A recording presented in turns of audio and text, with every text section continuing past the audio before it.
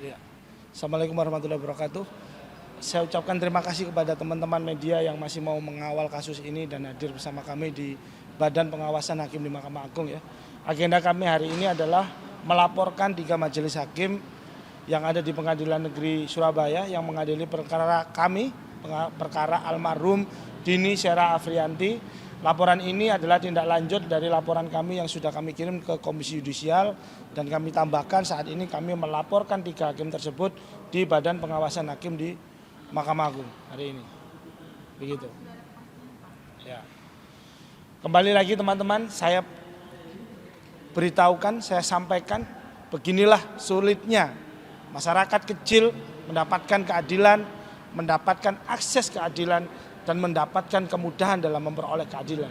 Kita tahu asas peradilan yang seharusnya sederhana, mudah dan murah itu menurut saya tidak ada di Indonesia. Jadi slogan itu adalah slogan bohong. Karena Anda tahu ternyata apa? Laporan yang harus kami sampaikan di bawah harus masih melalui proses-proses pemeriksaan yang tentunya pasti nanti memerlukan waktu. Kami menghargai proses itu, tapi kita tahu ternyata Badan Pengawasan Mahkamah Agung sudah memiliki sistem di setiap pengadilan negeri yang ada di seluruh wilayah Republik Indonesia. Tapi apa? Pada kenyataannya Humas Pengadilan Negeri Surabaya yang sudah diwawancara oleh berbagai media di seluruh Indonesia tidak pernah menyampaikan bahwasanya ada sistem pengawasan dari Mahkamah Agung yang bisa digunakan sebagai media untuk melapor bagi masyarakat jika ada keluhan di dalam proses persidangan. Lantas bagaimana masyarakat ini bisa mendapatkan keadilan? Lantas bagaimana masyarakat ini bisa mengakses keadilan? Kita tahu keluarga korban almarhum Dini Sera Afrianti ini adalah seorang petani, rumahnya di Sukabumi. Mendapatkan keputusan hukum yang seperti itu, akses mendapatkan keadilan yang sulit, proses pelaporan yang berbelit-belit. Jangankan untuk murah, mudah dan cepat. Berangkat saja dia sudah tidak mampu untuk melewati proses-proses hukum dan birokrasi yang begitu panjang. Itu teman-teman. Materi pelaporan kami tentu adalah sifat dan etika hakim di dalam proses persidangan.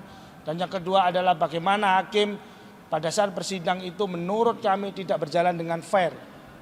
Tidak berjalan dengan bagaimana peradilan itu berjalan dengan adil, jujur dan bijaksana. Karena di sana kita melihat, saya juga mengalami juga bahwasanya dalam pemeriksaan saksi ada sikap-sikap hakim yang lebih ke tendensius, menghentikan saksi pada saat memberikan keterangan dan terbukti.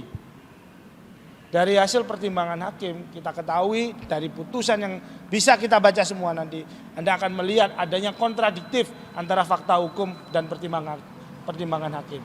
Di mana di sana pertimbangan hakim seolah mentiadakan alat bukti yang sah tanpa pembanding alat bukti yang sah. Artinya apa? Ini ada alat bukti yang sah, ditiadakan, dianggap alat bukti ini tidak ada tanpa ada pembandingnya. Dan hanya dengan asumsi dan pertimbangan hakim secara pribadi. Tentu ini sangat mencederai asas-asas objektivitas dan asas-asas kebenaran dalam menentukan pertimbangan hakim untuk memutuskan suatu perkara. Dari MA bagaimana Pak setelah turun? Iya, saya tadi sudah jelaskan mengenai bagaimana proses melaporkan di aturan Badan Pengawasan Mahkamah Agung ya. Ternyata di setiap pengadilan itu sudah dibentuk namanya sistem pengawasan yang itu bisa diakses secara online. Tapi kami pun selama bersidang tidak pernah ada informasi baik dari humas, baik dari siapapun di Pengadilan Surabaya tentang sistem tersebut. Bagaimana mengakses sistem tersebut dan bagaimana cara mengawal sistem tersebut kami tidak pernah tahu. Lantas bagaimana rakyat-rakyat kecil ini bisa mengetahui adanya sistem tersebut? Jika tidak pernah disosialisasikan dengan baik, disampaikan dengan baik. Bang, selain melapor ke Bawas ada langkah hukum lain Pak ya Pak? Ya, tentu kami tetap akan mengawal proses kasasi yang dilakukan oleh JPU. Kita lihat apakah JPU maksimal dalam mengawal proses kasasinya, karena kita masih berharap keadilan ini bisa tegak di Republik ini.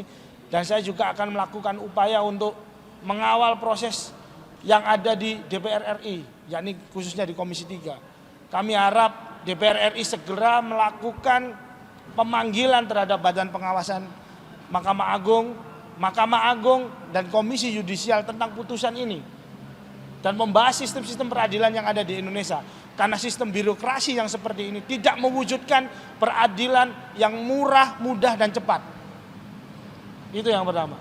Dan yang kedua, kami minta agar Komisi 3 DPR RI memanggil semua badan-badan yang berkaitan dengan peradilan hukum ini agar adanya pengawasan hakim diperketat sehingga tidak ada keputusan yang seharusnya memberikan kepastian hukum kepada masyarakat dan keadilan kepada masyarakat, namun ternyata bertentangan dengan itu semua dan meresahkan masyarakat. Karena kita tahu jika putusan ini menjadi presiden yang ada di Republik Indonesia, maka setiap wanita yang ada di Indonesia jiwanya terancam.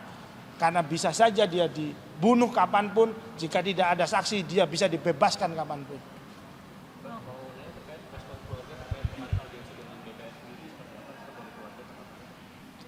Respon audensi.